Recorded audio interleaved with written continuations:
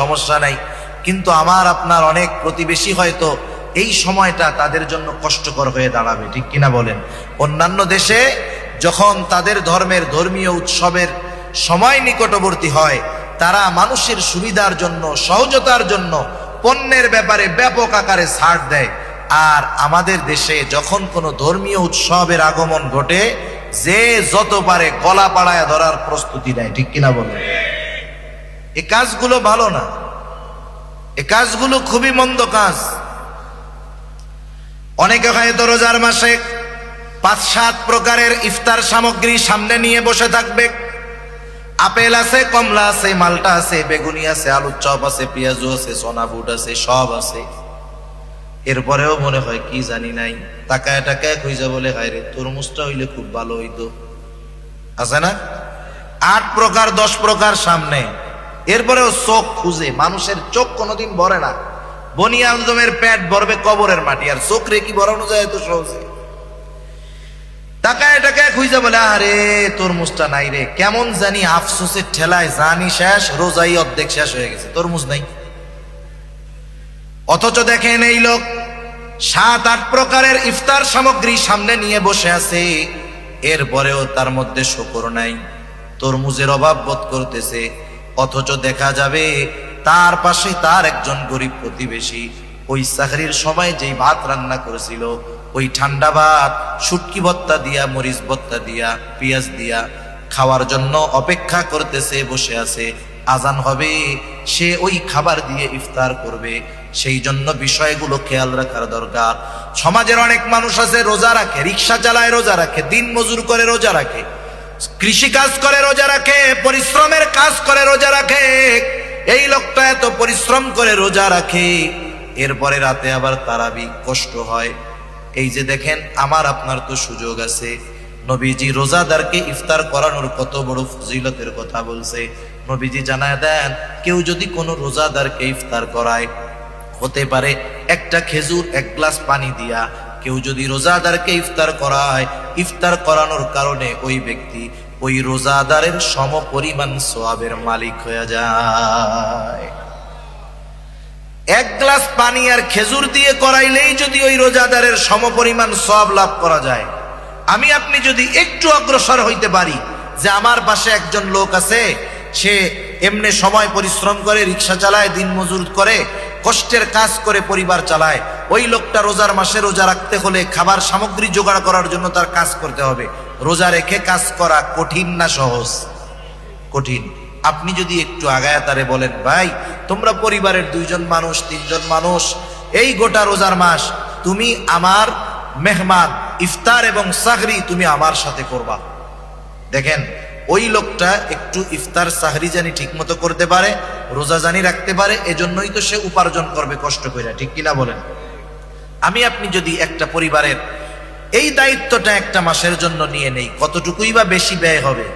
সে যদি আমার আপনার কল্যাণে রোজাটা সুন্দর মতো রাখতে পারে, তারাবিটা ঠিক মতো পড়তে পারে, হাত উঁচা করে দোয়া করা লাগবে না, প্রত্যেক নিঃশ্বাসে নিঃশ্বাসে সে ওই লোকের জন্য দোয়া করবে, ঠিক কিনা বলেন?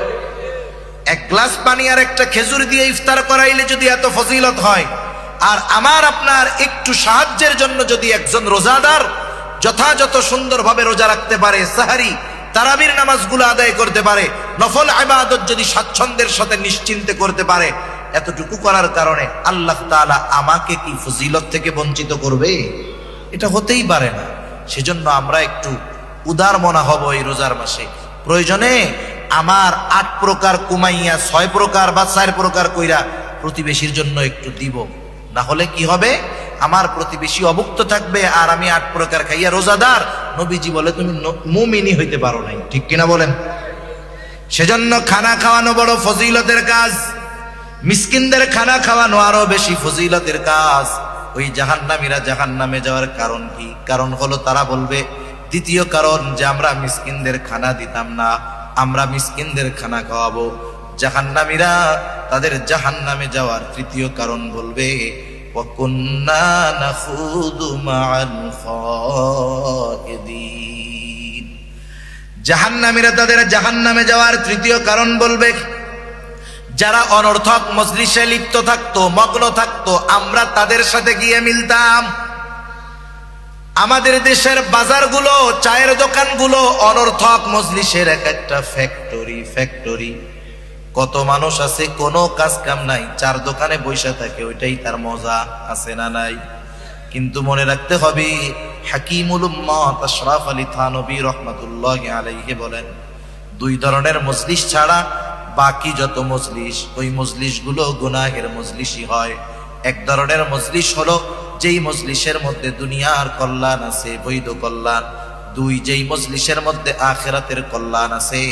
তিনি বলতেন, এই দুই ধরনের মজলিস ছাড়া বাকি যত মজলিস আছে তোমরা পরিহার করো। কিন্তু মাশাআল্লাহ আমরা এই দুই ধরনের মজলিসের মধ্যেই বেশি, বাদ দিয়া অন্যগুলোর মধ্যে বেশি বসি, ঠিক কিনা বলেন?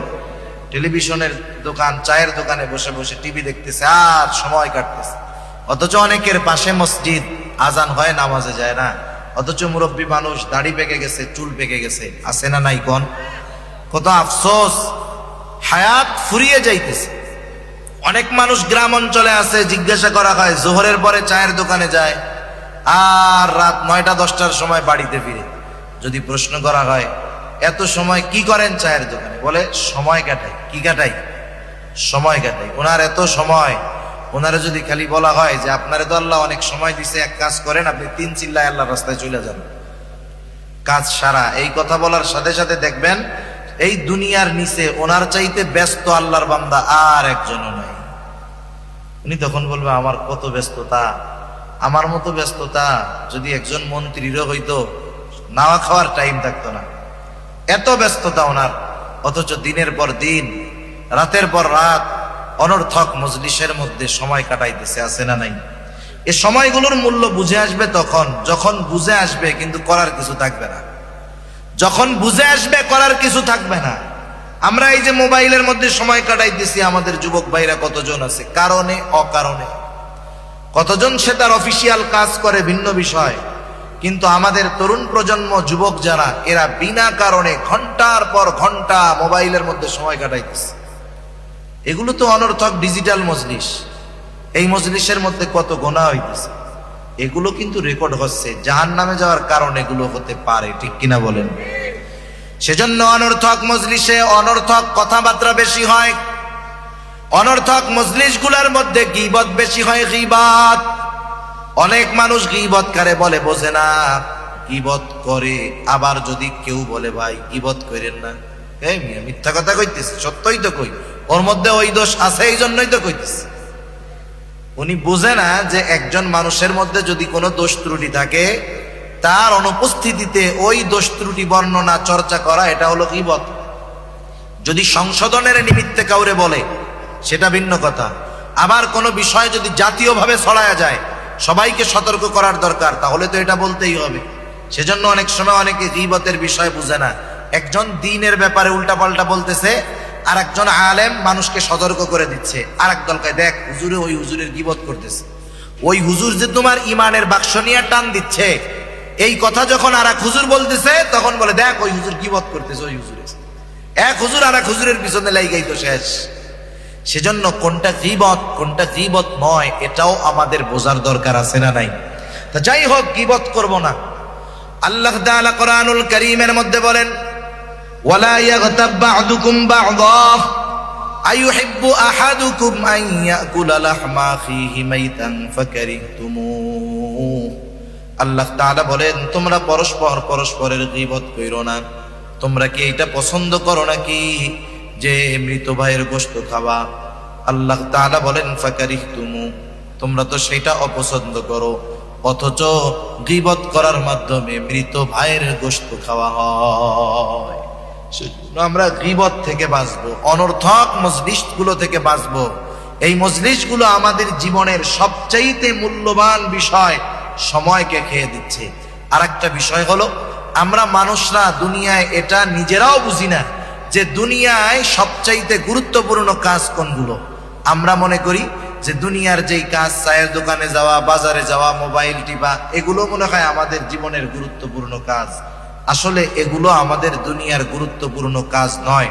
গুরুত্বপূর্ণ কাজ হলো ওইটা যদি হায়াত আধা ঘন্টা থাকতো এখন সবার, এই আধা ঘন্টা আমরা যেই আমল করতাম, যেই কাজ করতাম, এটাই হতো দুনিয়ার সবচাইতে গুরুত্বপূর্ণ কর্ম, ঠিক কিনা বলেন?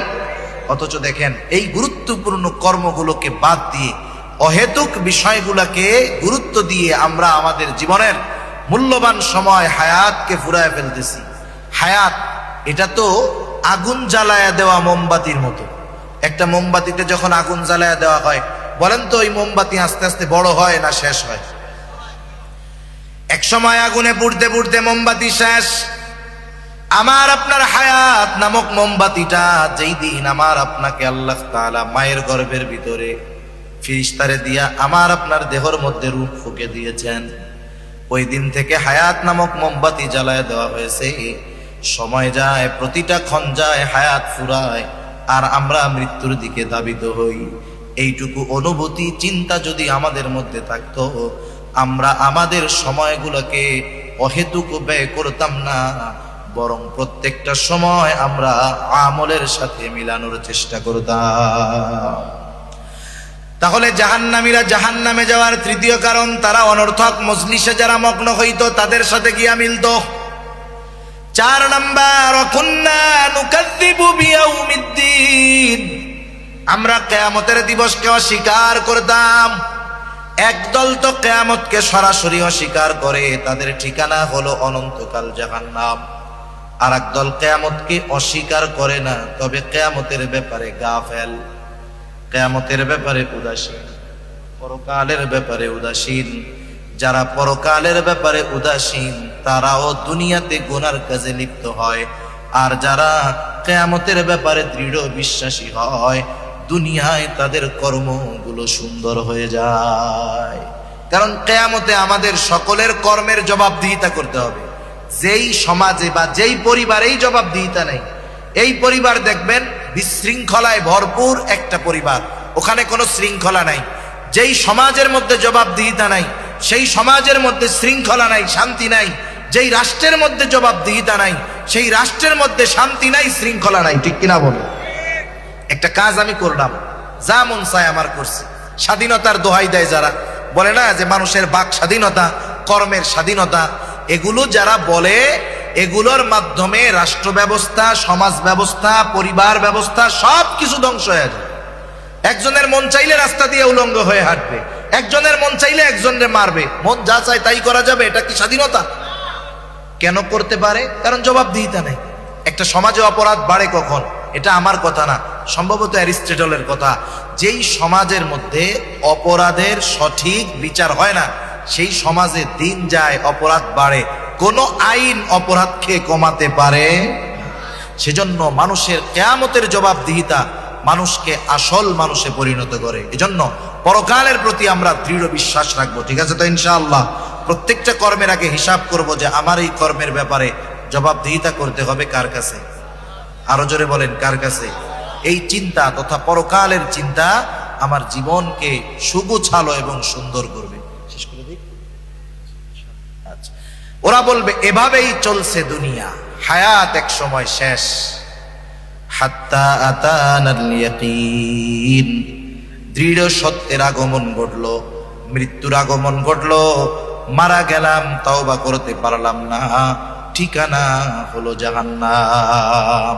সর্বশেষ একটা মিনিট একটা কথা বলে শেষ করি। দেখেন, যারা দুনিয়ায় নেক কাজ করে না, ভালো কাজ করে না, এরা মারা যাওয়ার পরে আফসোস করে সময়ের জন্য। কিসের জন্য? জোরে বলেন না, কিসের জন্য? সময়ের জন্য। কি বলে তারা?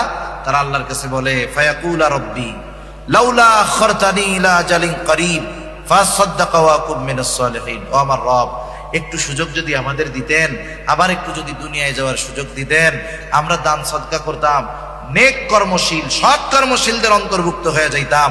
একটু সময়ের জন্য আল্লাহর কাছে কামনা করবে, প্রার্থনা করবে, কিন্তু তাদেরকে কি সময় দেওয়া হবে? যেই সময়ের জন্য আল্লাহ তাআলার কাছে আরজ করবে, কামনা করবে, সেই সময় এখন আমাদের আছে না নাই? তাহলে সময় থাকতে সময়ের মূল্যায়ন করতে হবে, দাঁত থাকতে দাঁতের মূল্যায়ন করতে হবে। সময় যখন থাকবে না, আমরা সময়ের মূল্য বুঝবো, ঠিক করার কিছুও থাকবে না। আল্লাহ সুবহানাহু ওয়া তাআলা এই সূরার এই আয়াতগুলোর আলোকে জাহান্নামীরা যেই কারণগুলোর কারণে তারা জাহান্নামী হবে, আল্লাহ তাআলা আমাদের প্রত্যেককে ওই কারণগুলো থেকে বেঁচে থাকার তৌফিক দান করুন। সবাই বলি আমিন। ওয়া আখিরু দাওয়ানা আনিল হামদুলিল্লাহি রাব্বিল আলামিন। আসসালামু আলাইকুম ওয়া রাহমাতুল্লাহি ওয়া